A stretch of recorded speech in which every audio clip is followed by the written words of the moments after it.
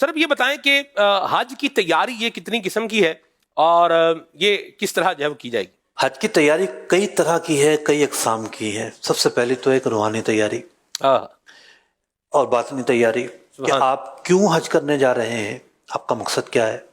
صحیح۔ بندہ استحضار نیت کرے، اپنی نیت پہ غور کرے۔ سب سے پہلے تو یہ نیت کرے کہ مجھ پر حج فرض ہے اور میں اس فریضے کو ادا کرنے جا رہا ہوں۔ اللہ کا جو فرمان ہے جو اس نے اپنے محبوب علیہ السلام کو دیا، اے محبوب علیہ السلام اعلان کر دیجئے کہ لوگ آ کر حج کریں، صاحب استطاعت حج کرے گا، قرآن پاک نے یہ بھی بیان فرمایا۔ تو میں اللہ اور اس کے رسول کا جو فرمان ہے، جو حکم ہے، اس کی پیروی کرنے کے لیے جا رہا ہوں۔ پھر حج کرنے میں ایک بڑا ہی نمایاں اور ممتاز پہلو، جی، ایک تو یہ کہ مقامات مناسک ہیں۔ دیکھیے خانہ کعبہ یہ محل نزول قرآن بھی ہے، سبحان اللہ۔ اسی طریقے سے مینا ہے، مزدلفہ ہے، یہ وہ مقامات ہیں جن کا قرآن پاک نے ذکر کیا ہے، عرفات کا ذکر کیا ہے۔ یا تو یہ مقامات محل نزول قرآن ہیں یا یہ وہ مقامات ہیں جو مقامات قرآن کہلاتے ہیں۔ ٹھیک۔ تو یہ ان جگہوں پہ جا رہا ہے جو مقامات برکت ہیں۔ اللہ اکبر۔ پھر جو ایک منفرد جو خصوصیت ہے کہ یہ وہ مقامات ہیں جن کو نبی اکرم علیہ السلام سے نسبت ہے۔ سبحان اللہ۔ مدینہ منورہ وہ شہر کہ جس کی کوئی اور نسبت ہے ہی نہیں۔ مکہ مکرمہ میں بڑی نسبتیں ہیں، جی، حضرت آدم علیہ السلام کی نسبت یہاں موجود، حضرت ابراہیم علیہ السلام کی نسبت یہاں موجود، حضرت حاجرہ کی نسبت یہاں موجود، بہت ساری نسبتیں ہیں۔ لیکن مدینہ منورہ وہ کہ جو یکتا ہے، اللہ اکبر۔ اس کی کوئی نسبت نہیں ہے سوائے اس کے کہ وہ شہر نبی ہے۔ سبحان اللہ۔ پھر خود نبی اکرم علیہ السلام تشریف فرما ہے۔ تو یوں باطنی طور پر اپنے سفر کی عظمتوں کو پیش نظر رکھے کہ میرا جو سفر ہے وہ کتنا عظیم سفر ہے، کتنا سعادت مندی کا باعث میرے لیے بن سکتا ہے۔ پھر ان کے جو فضائل ہیں، خود حج کے فضائل پر غور کرے، خانہ کعبہ کے طواف کے کیا فضائل اس پر غور کرے، جو مختلف مقامات ہیں، مینا کے کیا فضائل ہیں، جو میں مینا میں ہوں گا، جب میرا حج ادا ہوگا، وقوف عرفات حج کا رکن اعظم ہے، اس کے کیا فضائل ہیں۔ تو اپنی اس روحانی تیاری میں ان فضائل کا مطالعہ کرے، بزرگان دین کے واقعات کا مطالعہ کرے کہ وہ حج کرنے جاتے تھے تو ان کی کیا ادائیں ہوتی تھیں، کیا ان کا انداز ہوا کرتا تھا۔ دوسری جو تیاری ہے وہ ہے علمی تیاری، واہ۔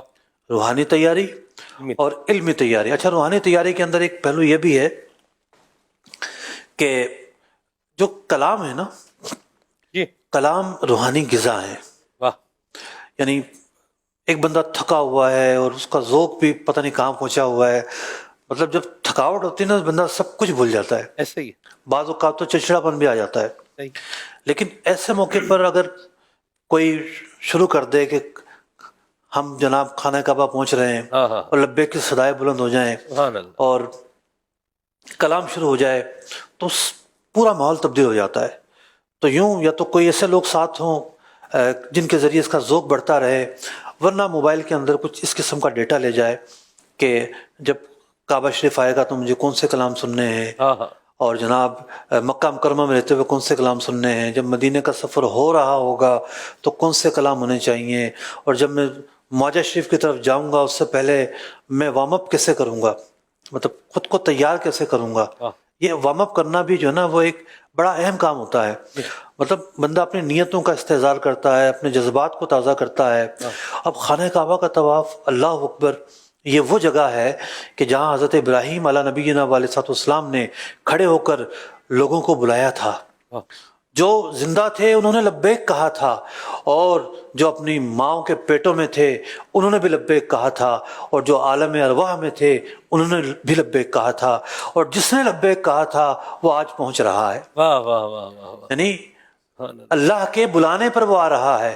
اور پھر فلسفے پر بھی غور کرے کہ حج نام ہے تعظیم بجا لانے کا۔ خانہ کعبہ ایک پتھر کی بنی ہوئی عمارت ہے، لیکن اللہ تعالیٰ نے اس کی تعظیم کو اپنی تعظیم قرار دیا ہے، اللہ اکبر۔ اس کی تکریم کو اپنی تکریم قرار دیا ہے۔ یعنی اللہ کی بارگاہ میں عظمت بجا لاتے ہیں، اللہ کی بارگاہ میں بڑائی بجا لاتے ہیں، اللہ کی بارگاہ میں ہم تعریف کر رہے ہوتے ہیں، اس کی حمد بیان کر رہے ہوتے ہیں۔ تو تعظیم کرنا، مکہ مکرمہ کی تعظیم، مطلب مکہ تو ہے ہی حرم، میلوں میلوں دور تک حرم کہلاتا ہے علاقہ۔ خاص اس کی تعظیم ہے، خاص احکام ہے، اس لیے وہ حرم کہلاتا ہے۔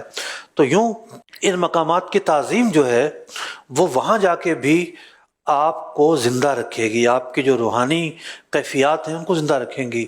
آپ بیٹھ گئے جناب کچہری والوں کے ساتھ، پانچیوں کے ساتھ گلورے کھا رہے ہیں، پتہ نہیں کیا کیا دور چل رہے ہیں، اور جناب گپے مار رہے ہیں۔ گپے مار رہے ہیں، پتہ چلا کہ جب حج پر آئے ہوئے ہیں تو کیا ذوق ملے گا؟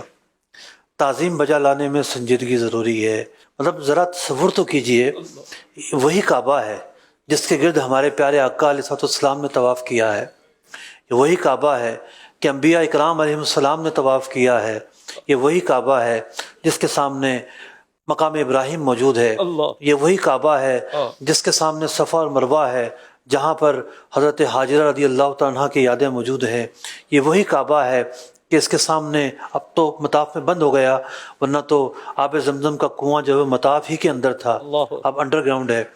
تو اس کعبہ مکرمہ کے اندر انبیاء کی یادیں، نبی اکرم علیہ السلام کی یادیں، آپ کے صحابہ کی یادیں، اور پھر اللہ اکبر، ہر زمانے میں اللہ کے مقبول بندے ہوتے ہیں، اور لاکھوں لوگ، کم از کم ہزاروں لوگ ہر وقت طواف کر رہے ہوتے ہیں۔ ایک ولولہ ہے، مطلب بندہ اگر یہ تصور کر لے کہاں میں گناہ گار آدمی اور کہاں ان نیک لوگوں کے درمیان، اور پھر وہاں ہر ایک اپنی بڑھاس نکال رہا ہوتا ہے، یعنی وہ بڑھاس جو جس کو ہم کہیں گے درد دل نکال رہا ہوتا ہے، گریہ ہے، التجائیں ہیں، اللہ کے بارگاہ میں مانگنا ہے۔ سفر حج سفر حضوری ہے، یعنی ہم یہاں سے تو خانہ کعبہ کی طرف منہ کر کے نماز پڑھتے ہیں، اور وہاں خانہ کعبہ ہمارے سامنے ہے، تو یوں ایک حضوری کا نام ہے۔ تو کاش اس سفر میں دل کی بھی حضوری نصیب ہو جائے، دل کے اندر خیال غیر نہ ہو، صرف اللہ کی یاد ہو، اللہ کی بارگاہ سے عرفان مانگیں، اس کا کرم مانگیں، اس کی محبت مانگیں، اللہ رب العزت کی جو اطاعت آپ نے کی ہے اس اطاعت پر استقامت مانگے، اور سب سے بڑھ کر یہ کہ اللہ کا بار بار شکر ادا کریں۔ کہاں میں اور کہاں یہ مقدس مقامات، یہ مقدس لوگ، یہ گریہ زاری کا ماحول، کہاں میں اور کہاں نور ہی نور کا عالم، نور کا سما۔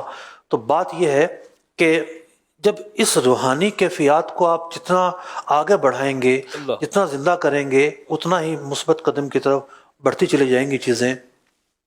اور جو آپ نے کلام پڑھا، اس کے ایک ایک شعر کے اندر وہ پہلو ہیں کہ بندہ مطلب بندگی کا بھی اظہار ہے، کہ بندہ جو ہے نا اپنی بندگی کا اظہار بار بار کرتا رہے کہ میرے رب کا کرم ہے جو میں یہاں پہنچا ہوں۔ تو دوسری جو تیاری ہے وہ ہے علمی تیاری۔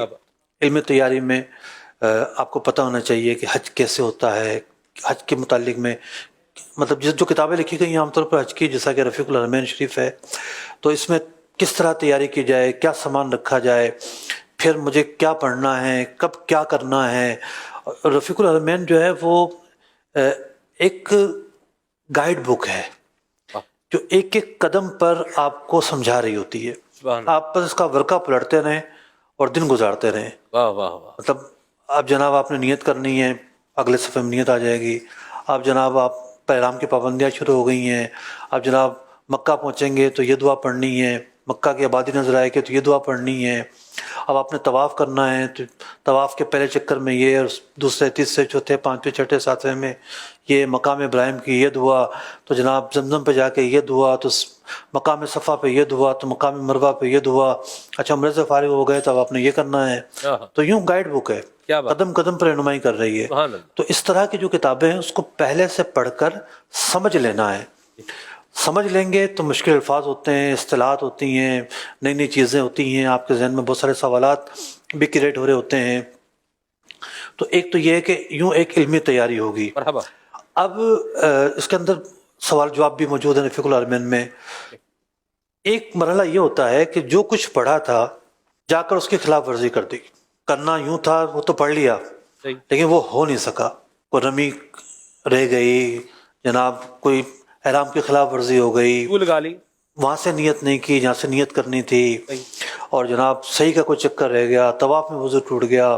اس طرح کے مسائل اگرچہ کہ بارشت میں بھی موجود ہیں، بارشت کا چھٹا حصہ اس کا بھی مطالعہ کریں، رفیق الحرمین کا بھی مطالعہ کریں۔ 27 واجبات حج جو ہیں، حج میں 3 فرض ہیں۔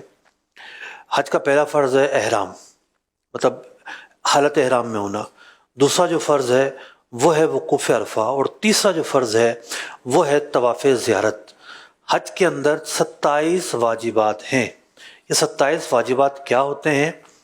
اور اس واجب میں جو بھی ایک واجب ہے، اگر کوئی کمی رہ جائے، کوئی ایک جز چھوٹ گیا، سارا جز چھوٹ گئے، جزوی طور پر کوئی غلطی ہو گئی، اب کیا کرنا ہے؟ تو اس کے جو جوابات ہیں، کوشش کی ہم نے 27 واجبات کتاب جو ہے 27 واجبات حج، اس کا جواب دینے کی وہاں کوشش کی ہے۔ اس کا مطالعہ بھی بڑا مفید رہے گا اور بہت ساری چیزیں جو ہیں وہ آپ سے سیکھ پائیں گے۔